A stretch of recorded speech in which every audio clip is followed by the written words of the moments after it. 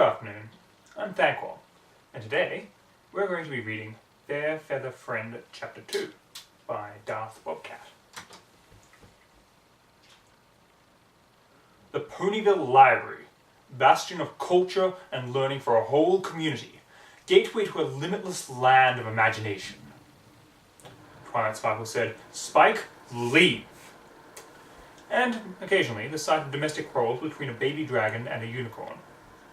To be fair to Twilight, but Twilight, you need me to... Spike paused for a moment to cough, sending volume 16 of the Encyclopedia Equestria straight to Celestia's study. Oops. Twilight had her reasons for wanting her constant companion gone. Twilight Sparkle face-hooped. She telekinetically gave Spike a coin bag. Go buy some cough drops, or some cough syrup, or whatever it is you need to stop making things disappear. Spike blushed and said, "Sorry, Twilight. Should I get anything else while I'm out?" Twilight stroked her chin. "I think we're good as long as we get your throat back under control." She gave him a gentle telekinetic prod out of the door. "And if you see Pinkie Pie, tell her to stop doing pranks that make you cough, sneeze, hiccup, belch, or vomit." She shut the door behind him, cutting off any chance for him to open his mouth. After the door didn't disappear, the purple pony let out a sigh of relief. "Guess we need to assess the damage." She hated it when this happened. Spike could send books just fine, but his throat wasn't exactly large enough to send them back. And it was such a waste of time and money to have the princess mail the books back, especially when it was 8 volumes of the Encyclopedia Equestria. Some poor Pegasus was going to have a wing ache in the next few days. There came a knock at the door. Twilight called out, "Spike, get the..." Oh, right. She trotted over and opened the door. "Rainbow Dash? What are you doing here? Did that sandworm we fought Saturday come back?" Rainbow Dash walked in. "Nope, I'm here for some books." "Really? You?" Rainbow Dash raised her chin with a huff. "What? You think I don't read?" Twilight flipped through her record to double check. "Well, every pony else checks out books occasionally, but you don't even have a library card." Rainbow Dash said, "Well, hook me up, chop chop. I need some books and fast." Twilight started filling out the paperwork. "Fast? What are you up to?" Rainbow Dash waved her out of the way and trotted over to the shelf. "I'm not up to anything. You need to learn to trust ponies, Twilight." As she walked along the wall, scanning titles, she said, "In fact, I'll write you your next letter to the princess for you." She coughed and began a passable imitation of Twilight Sparkle's voice. "Dear Princess Celestia, today I learned that Rainbow Dash is awesome and is the best friend ever. I shouldn't go accusing her of things. Signed, your faithful student, Twilight Sparkle." Twilight had to laugh at that. Okay, fine. With a final flourish, she finished writing up Rainbow Dash's library card. And done! Congratulations, Rainbow Dash, you're a biblioteer. Biblo what? Twilight Sparkle started digging through her desk. "Biblioteer, it's a new program I made up. Every pony who gets a new library card gets one of these. You're the first pony to get a new library card since I started doing this, so I never thought I'd get to try it."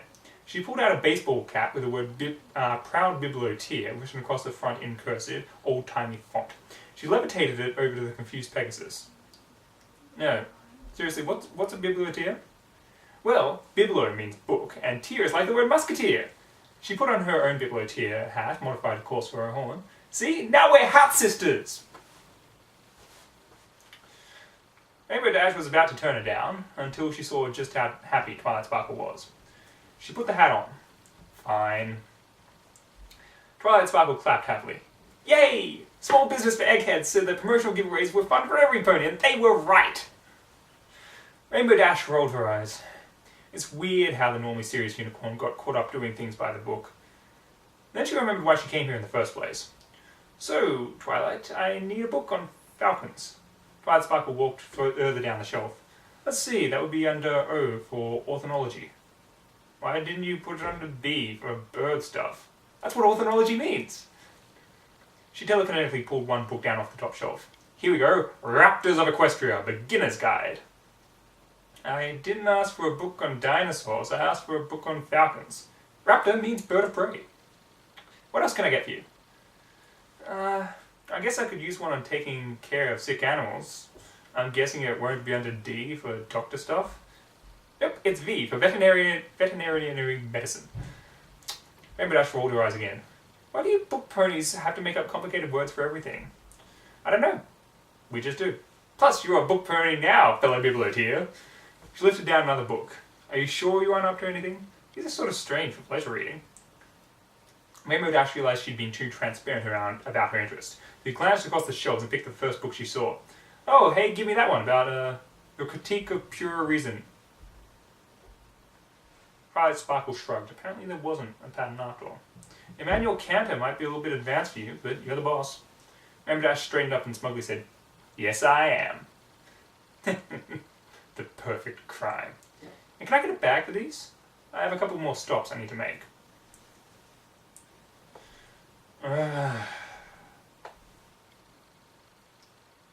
Why did every pony pick today to be so chatty?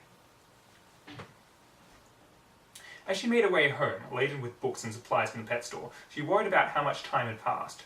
What if the falcon had woken up while she was out? Sure, most of the things she owned were made out of cloud, so he couldn't hurt it much, but she was worried that he might hurt himself. Also, worst of all, she realised that he'd forgotten to take off the stupid hat. I wonder every pony was giving her funny looks. I hope you like the closet hat, because that's where I'm going to hang you. When she got back, the falcon was awake, but dazed. He was still sitting on the cloud pillar Rainbow Dash had fashioned out of the now useless radio cabinet. He didn't seem to worry much when he saw Rainbow Dash. He watched her as she unpacked her things, but otherwise he seemed too loopy to care about being in a strange place. I hope you didn't hit your head too hard, Falcon. I wouldn't want you to wind up like Derpy. She then got out her book on raptors and started flipping through it. The woozy falcon closed its eyes and nodded off. Taking a chance, Rainbow Dash rolled onto its back to get a good look at the colouring of its stomach. He didn't respond. Let's see. Brown wings, tan stomach, black and white around the eyes. After a minute of comparing pictures, she said, According to this, you're a brown falcon. Brown falcon? That's your species? What a boring name! Any pony could have called a brown falcon a brown falcon. You spent some more time reading through the section of brown falcons. It says here you eat mice, rabbits, birds, lizards, snakes, and invertebrates. What the heck is an invertebrate? I actually really wish you'd pay more attention to biology. How am I going to catch a mouse? The second she thought of that, the image of a weeping Fluttershy appeared in her mind's eye. Never mind, I guess I just need to go fishing, Falcon. Falcon opened an eye, but made no move. You're right, Falcon! Rainbow Dash gently stroked its head. It instinctively twisted around to try and nip at her hoof, but she was already trotting towards the closet. You're going to need a name. I can't just keep calling you Falcon. Wait, can I? She paused for a moment and weighed the question in her head. No, I can't. If I'm going to call the eggheads dumb for calling you a brown falcon, I need to do a little better than that. As she put on her goggles, inspiration struck. Again. I've got it. From now on, your name will be Baron Awesome! Baron Awesome was now looking straight at his new owner with an unblinking stare, his eyes drawn by her movement. Rainbow Dash decided this meant that the bird liked his new name. By the time Rainbow Dash got to the nearest lake, the sun was beginning to set. Her stomach grumbled. Maybe I should have had some of that cake after all. She shook her head. If you're hungry, Baron Awesome must feel much worse. You're a pet owner again. You don't eat until he eats. She couldn't see the smile across her face when she said pet owner. She lowered her goggles and took off. Rainbow Dash, like most Pegasi, fished frequently during the flight school.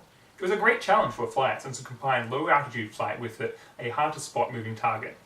The problem was that Celestia had not equipped ponies for fishing. They had no sharp claws or teeth, no opposable thumbs to work fishing rods, no ability to see underwater easily. A less determined pony might have waited for the morning when the fish would actually be out to feed. But Rainbow Miriam Dash was nothing if not determined. At a height of about 20 feet, Rainbow Dash made a few loops around the lake. She intentionally went slowly to make sure that her shadow lay outside the water when she could. She didn't dare let her quarry spot her. She had one chance at this, if that. Finally, there was a flash of silver out of the corner of her eye. With practiced grace, she angled her wing down, swooped over the lake, and bit the wriggling fish tail first, and flung it onto the bank. She landed next to a still flopping quarry, sputtering, "Bleh! Ugh, taste. The Baron better appreciate this." "All right, Baron Awesome. Dinner is served, Rainbow Dash said, putting the still flopping fish onto a plate.